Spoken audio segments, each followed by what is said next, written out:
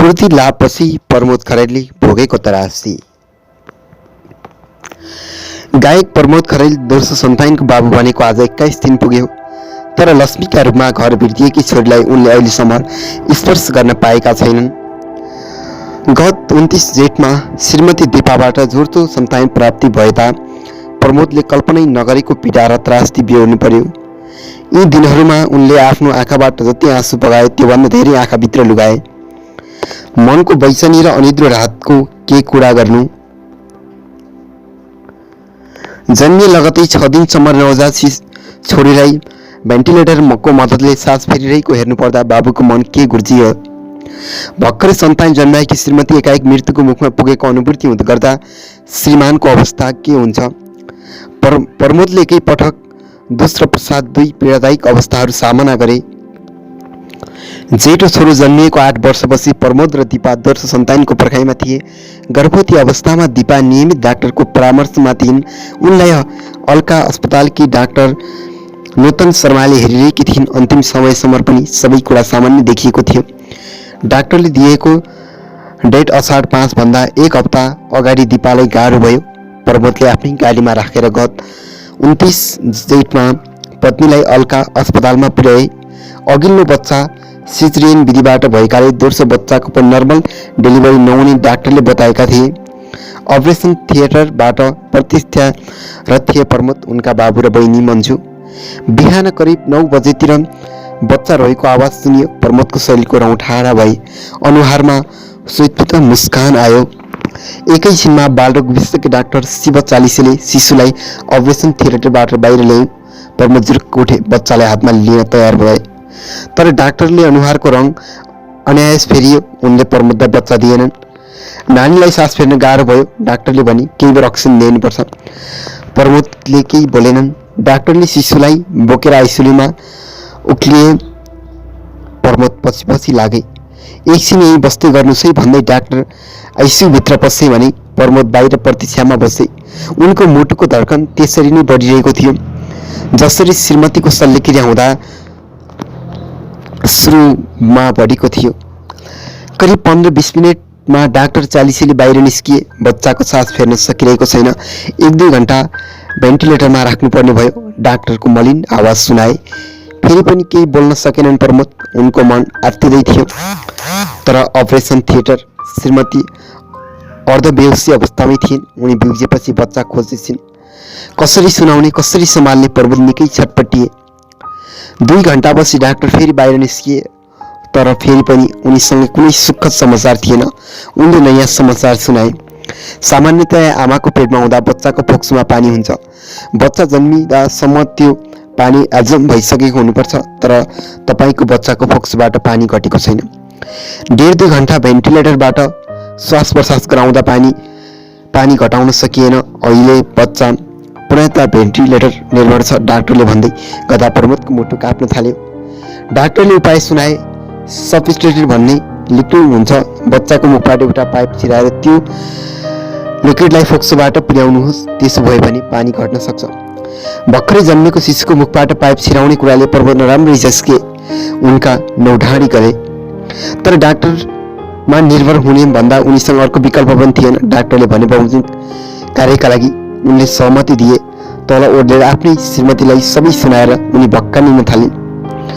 करिब 1 घण्टापछि डाक्टर बाहिर निस्किए। यसपटक उनीसँग सुखद समाचार थियो। हामीले बच्चाको मुखबाट पाइप मार्फत औषधि पठायौँ र औषधिले छिटो काम पनि गर्यो। हामीले सोचेभन्दा चाँडै फोक्सोको पानी अब्जर्भ भइरहेको छ। डाक्टरका यी शब्दहरूसँगै प्रमोदको अनुहारमा केही चमक आयो। औषधिले काम गरेसँगै बच्चाको श्वास प्रश्वासमा सुधार आउन थाल्यो। भेन्टिलेटर मेसिनले 20% अक्सिजन दिँदा पनि पुग्ने भए। फेरि कुनै अप्रत्याशित समस्या नआएमा भोलिपल्ट बच्चालाई भेन्टिलेटरबाट निकालिने डाक्टरले बताए। तर त्यही रात फेरि नयाँ जटिलता आयो। डाक्टरले प्रमोदलाई ब्रिफिङ गरे। मानिसले शरीरभित्र 2 किसिमको प्रेसर हुन्छ, फोक्सोमा र मुटुको प्रेसर घट्दा फोक्सोको बढ्छ र मुटुको बढ्दा फोक्सोको घट्छ। तपाईको बच्चाको मुटुको प्रेसर अचानक डाउन भएको छ। यो केसमा कहिलेकाहीँ यस्तो हुन्छ। फोक्सो र मुटुको प्रेसरलाई सन्तुलनमा ल्याउन अरू दबाई चलाउनु पर्ने भयो। दबाईले मात्र कम बेसी गर्दै प्रेस चेक गर्दै जानुपर्छ। भोलिपल्ट बच्चालाई भेन्टिलेटरबाट निकालिने आशमा रहेका प्रमोद फेरि एकपटक नर्भस भए। त्यही रात उनले आइसियुबाट भित्र पसेर भेन्टिलेटरमा रहेकी छोरीलाई टाढैबाट निहाले। इन्थेलिजबाट बेहोस बनाएकी छोरी भेन्टिलेटरको मद्दतले सास फेरिरहेकी थिइन्। औषधिका लागि छिराएको पाइप मुखभित्रै थियो, पानीका लागि छुट्टै पाइप थियो। उनले धेरै बेर हेरिरहन सकेनन्। डाक्टरले सोधे, मुखको पाइप अब निकाल्दा हुँदैन? डाक्टरले भने, फेरि राख्नु पर्यो भने गाह्रो हुन्छ, त्यसैले केही दिन यत्तिकै छोडौँ। प्रेसर ब्यालेन्समा आउन कति दिन लाग्ला? प्रमोदले सोधे। कसैलाई चाँडो हुन्छ, कसैलाई 7 महिनासम्म पनि लाग्न सक्छ। डाक्टरको जवाबले झस्किए प्रमोद, तर सोचेभन्दा चाँडो प्रमोद किशोरीको रिकभर गरिन्। 6 दिनमा उनको फोक्सो र मुटुको प्रेसर सन्तुलनमा आयो। 6औं दिनमा मुखबाट पाइप निकालियो। त्यसपछि 24 घण्टासम्म अब्जर्भेसनमा राखिएको बेला पहिलोपल्ट आमाले आफ्नी छोरीको अनुहार हेरिन्। दोस्रो साइन त्यतिन्जेलसम्म बच्चाको पेटमा पानी भन्दा केही परेको थिएन। आमाको दुध पिएपछि 7औं दिनमा पहिलोपटक बच्चाले दिशा गयो। बच्चाको अवस्थामा सुधार आएपछि डाक्टरले उनलाई डिस्चार्ज गर्ने तयारी गरे, तर फेरि पनि अर्को ट्रिट बाँकी नै थियो। भेन्टिलेटरमा राखिएको बेला बच्चालाई 3 दिनसम्म ज्वरो आएको थियो र डाक्टरले एन्टिबायोटिक चलाएका थिए। डिस्चार्ज गर्ने बेलामा फेरि ज्वरो बढ्यो। डाक्टरले भने, यस्तो बेला ज्वरो आएको राम्रो होइन, म्याग्नेजाइटिस खतरा पनि हुन्छ, त्यसैले एकपटक म्याग्नेजाइटिसको परीक्षण गरेर मात्र लैजाँदा राम्रो होला।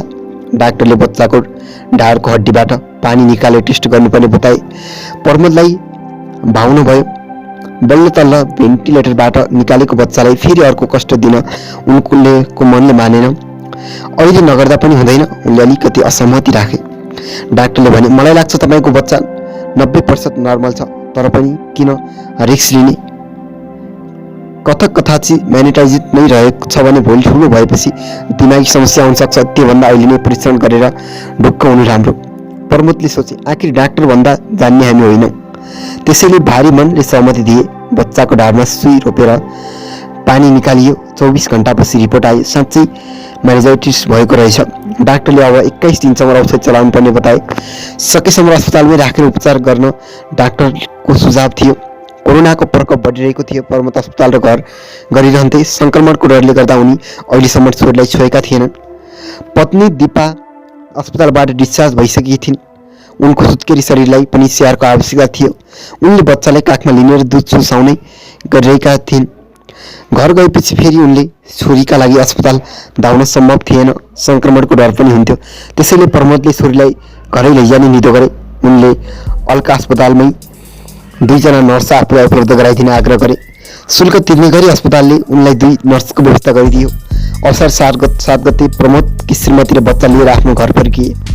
2 नर्सको सहयोगमा घरमै बच्चाको उपचार सुरु भयो। बच्चालाई म्याग्नेटाइटिसको औषध चलाउने काम निकै कठिन थियो। दैनिक 3 थरी एन्टिबायोटिक क्यानुलाबाट दिनुपर्ने। यो सामान्य इन्जेक्सन जस्तो होइन। एकपटक एन्टिबायोटिक दिन 3 घण्टा लाग्थ्यो।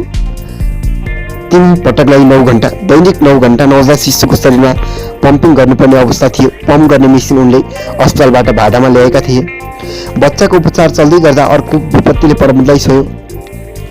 घर फर्किएको भोलिपल्ट श्रीमती दिपालाई अचानक सुक्खा खोकी सुरु भयो। भर्खरै अपरेसन गरेको शरीरलाई अनन्त खोकी सहन गाह्रो भइहाल्यो। प्रमोदले डाक्टरसँग सल्लाह गरे। डाक्टरले तातो पानी खुवाउन आत्तिनु पर्दैन भने एउटा खोकीको औषधि पनि लेखिदिए। प्रमोदले त्यसै गरे, तर खोकी घट्नुको साटो बढ्दै गयो। अमेरिकाबाट प्रमोदको एक डाक्टर र साथी थिए। उनले भाइबरमा ती साथीसँग कुरा गरे। साथीले उनलाई एकपटक दिपाको प्रेस चेक गराउन सुझाव दिए। प्रमोदले त्यसै गरे। प्रेस निकै हाई देखियो। उनले साथीलाई सुनाए। साथीले फोक्सोमा पानी जमेको हुन सक्ने र यस्तो अवस्थामा श्वास प्रश्वास पनि रोकिन सक्ने खतरा आउँदै नबन्दै राति दिपाले एक्कासी श्वास प्रश्वासको समस्या उत्पन्न भयो। राति 10 बजे उनी हटाक नै भइन्। म मर्न आँटे, छिटो अस्पताल लैजानुहोस् भन्न थालिन्। उनलाई ज्वरो पनि आइरहेको थियो। प्रबन्ध अत्तालिँदै आफ्नो गाडी निकाले। श्रीमतीलाई पछाडिको सिटमा राखे। नर्सलाई छोरी राम्ररी हेर्नु भन्दै गाडी हुर्काए। श्रीमती आलस तालस थिइन्। उनको अवस्था हेर्दा अस्पताल नै पुर्याउन भ्याइन्छ कि भ्याइँदैन जस्तो भएको थियो। पर्वत भन्छ, म आफै यति आत्तिएको थिएँ कि बाटोभरि मेरो मुखबाट आवाजै निस्केन। मैले उनलाई एक शब्द समानुभूति समेत दिन सकिनँ। हात्ती वनमा रहेको घरबाट गाडी हुर्काएर प्रमोदले हल्का अस्पताल पुर्यायो। त्यसबेला रातको 11:30 बजेको थियो। दिपालाई इमर्जेन्सीमा राखेर अक्सिजन दिन थालियो। इमर्जेन्सीका डाक्टर विज्ञ डाक्टरसँग फोनमा कुरा गर्दै परीक्षण उपचार सुरु गरे। प्रमोदले आफ्ना केही आफन्त र साथीभाइलाई अस्पतालमा बोलाए। दिपाको शरीरमा अक्सिजन लेभल न्यून भइसकेको थियो, साथै फोक्सोमा पानी जमेको देखियो। जुन समय नवजात शिशुमा थियो त्यही आमामा पनि देखियो। अक्सिजन दिन थालेपछि दिपा केही शान्त भइन्। बिहान 5:30 बजे विशेषज्ञ डाक्टरले दिपालाई हेरे। सबै लक्षणहरू सुनेपछि उनीहरूले मुटुको समस्या त पहिला नै, साथमा कोरोनाको पनि आशंका गरे। तत्काल PCR गर्नुपर्ने डाक्टरले बताए। प्रमोदको हंसले ठाउँ छोड्यो। उनको मनमा अनेक नकारात्मक कुरा खेल्न थाले।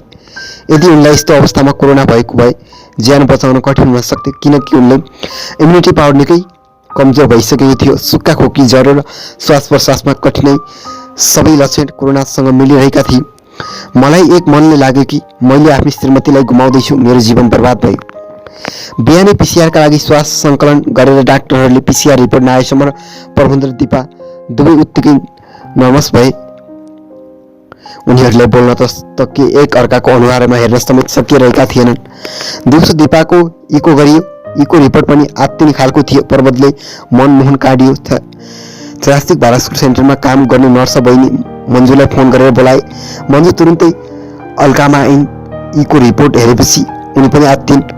मुटुको पम्प गर्ने रगतको प्रतिशत 50 देखि 70% हुनुलाई सामान्य मानिन्थ्यो। 40 देखि 49% जोखिमपूर्ण मानिन्छ भने 40% भन्दा कम हुनुलाई खतरापूर्ण मानिन्छ।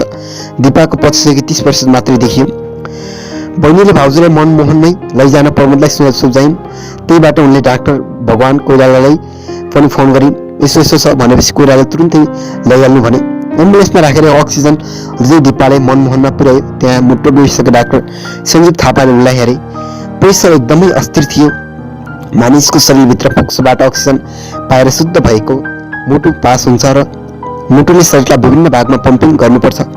मुटुले पम्पिङ गर्न नसक्दा रगत फोक्सोमै फर्किन्छ। त्यसपछि सास फेर्न गाह्रो भएर हार्ट अट्याक हुन सक्छ। डाक्टरका अनुसार बच्चा जन्मिनुभन्दा 1 महिना अगाडिदेखि बच्चा जन्मिएको 5 महिनासम्म आमालाई यस्तो हार्ट अट्याकको अवस्था थियो। यस्तो केसमा धेरै गर्भवती महिलाहरू मृत्यु हुने गरेको छ। डाक्टरी भाषामा यसलाई पोस्टमार्टम कार्डियोथेरापी भनिन्छ। दिपालाई मनमोहनकै शिशुमा भर्ना गरियो। डाक्टरले कम्तीमा 15 दिन राख्नुपर्ने बताए। त्यही रात दिपाको PCR रिपोर्ट आयो नेगेटिभ। अब बल्ल प्रमोदको होस फर्कियो। यो खबर सुनेपछि दिपा पनि उज्याली भइन्। PCR को रिपोर्ट आएपछि हामीलाई नयाँ जीवन पाए जस्तै भयो, प्रमोद भन्छन्। बिस्तारै दिपाको स्वास्थ्यमा सुधार हुँदै गयो। 3 दिनपछि उनले मुखबाट अक्सिजन झिकियो। 4औं दिनमा क्यानुला झिकेर मुखैबाट औषधि दिन थालियो। 5औं दिनबाट उनले मुखबाटै खान थालिन्। इको गर्दा मुटु पम्पिङ 40 देखि 45% पुगेको देखियो। 15 असारमा दिपाको जन्मदिन थियो। अस्पतालकै बेडमा प्रवीणले दिपालाई जन्मदिनको शुभकामना दिए, एउटा रातो गुलाब सहित। वरिपरि डाक्टर नर्सहरूले ताली बजाए। दिपाको अनुहार लाजले गुलाब जस्तै लाल भयो। प्रवीणले आफै दिपाको कपाल कोरिदिए। 2 चुल्टो बाटेर दिपा झन् राति भइन्। 16 गते दिपा अस्पतालबाट डिस्चार्ज भएर घर आइन्। डाक्टरले उनलाई बढीभन्दा बढी आरामको जरुरत भएको बताएका छन्। उनको मुटु पूर्ण रूपमा ठिक हुन कति लाग्छ भन्ने प्रमोदले डाक्टरलाई सोधेका थिए। डाक्टरले यसै भन्न नसकिने बताएका थिए। डाक्टरको भनाइ उद्धत गर्दै प्रमोदले सुनाए, कति मानिसको फुल्ते रिकभर हुँदो रहेछ, कतिको हुँदैन रहेछ। दिपाको केसमा चाहिँ 50% सम्भावना छ। 19औं दिनमा आमा र छोरीको पुनर्मिलन भयो। यसै बिचमा 2 दिन मात्रै दिपाले छोरीलाई काखमा लिन र दुध सुचाउन पाएकी थिइन्। अहिले उनले छोरीलाई स्याहार्न नसके पनि कम्तीमा काखमा लिएर दुध खुवाउन सकेकी छिन्। 21 दिनको यो भुक्तमान सयपछि प्रमोदले अनुहारमा मुस्कान फर्किन थालेको छ। अहिले छोरीको अवस्थामा पनि सुधार आइरहेको छ। उनले औषधिको डोज शुक्रबारमा पुरा भयो। आज शनिबार भएकाले भोलि मात्रै अस्पताल लैजाने प्रमोदले बताए। अब छोरीको स्वास्थ्यमा अर्को कुनै समस्या नथपिस् भनेर भगवानसँग पुकार गरिरहेका छन् प्रमोद र दिपा। भोलि नै उनीहरूले छोरीको निवारण गर्ने तयारी पनि गरेका छन्। छोरीको नाम पनि उनीहरूले सोचिसकेका छन्। यसअघि छोराको निवारण गर्दा म थिइनँ बाबु भनेको भोलिपल्टै आमा छोरालाई अस्पतालमै छोडेर कन्सल्टका लागि हिँड्नु परेको थियो। छोरीको निवारण चाहिँ आफैले गराउन जुरेका छन्, उनले खुसी सार्दै भने। भोलि नै पहिलोपटक छोरीलाई आफ्नो काखमा लिने सोचेका छन् उनले। त्यसैले निवारणभन्दा पनि पहिलोपटक छोरीको सङ्घर्ष पाउने कुराले बढी प्रफुल्लित छन् उनी। अहिले कोरोनाले गर्दा परिवारसँगै समय बिताउने अवसर पनि छ उनीसित। बढीभन्दा बढी समय छोरीलाई नै दिनेछन्। अरू बेला साङ्गीतिक प्रस्तुतिका कारण देश विदेश घुमिरहने गायक हुन् प्रमोद। कोरोना नभएको भएर अहिले अरू कुरा सामान्य भएको भए उनी विदेश नै हुन सक्थे, तर यो बिचमा उनको पैसा परिस्थितिले उनी घरमै रहन बाध्य छन्। अन्त्यमा उनले भने, अहिले लकडाउनमा का कारण सार्वजनिक सवारी साधन चलेका छैन। मेरो त आफ्नो साधन थियो र तुरन्त श्रीमतीलाई अस्पताल पुर्याए, तर जसको निजी सवारी छैन उनीहरूलाई यस्तो आफत आइलाग्यो भने के गर्छन् होला। अझ यातायातको सुविधा नै नपुगेको दूरदराजमा आमाहरूको अवस्था के होला, प्रमोदले भावुक हुँदै सुनाए।